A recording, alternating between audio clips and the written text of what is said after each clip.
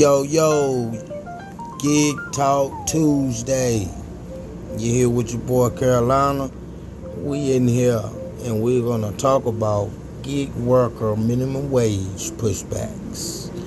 So we have pushbacks going on in one area and it's on the rise in other areas. Here on this clip, in particular, we have the British Columbia with their rise of $20 an hour plus to the gig workers, and that's put into law. Because of what? Check out this video. Please like, share, subscribe. We'll come back at the end. Let's go.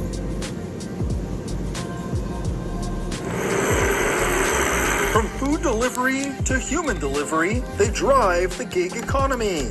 And they're getting a raise. Every company in British Columbia that employ employees, including a mom and pop shop, coffee shop on Main Street, they're required to pay their workers minimum wage. The province requiring Uber, Lyft, DoorDash, and others to pay their app-based drivers a minimum of $20.88 per active hour.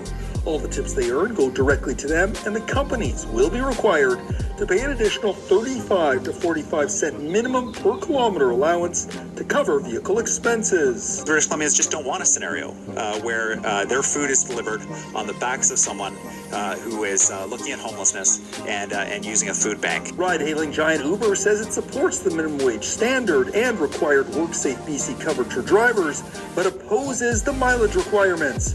The BC government is driving up costs for residents and reducing demand for local restaurants and earning opportunities for workers, a statement reads, and we encourage the government to reconsider the consequences for British Columbians who rely on rideshare and delivery. These companies can suck it up. They'll be all right.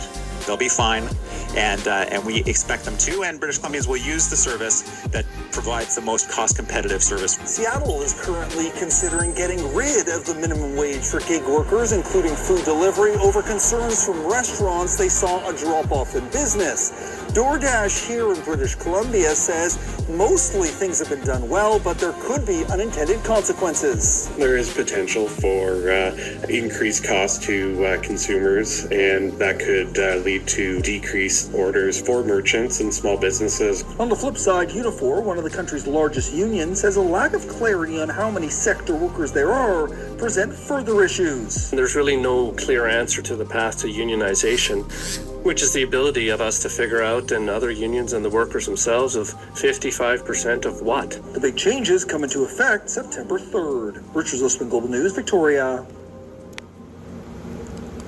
All right. So, let's go back and revisit the idea of, the money problem that many states here in America is dealing with, and salute to, the British for getting it passed. I think we should do better here in the States, but you know what I mean? It's a growing thing, as I said. But like I said, I'm only a gig worker, just like most of y'all are. Please weigh in, like, share, subscribe. This is Carolina, Gig Talk Tuesday. Till the next time, peace out.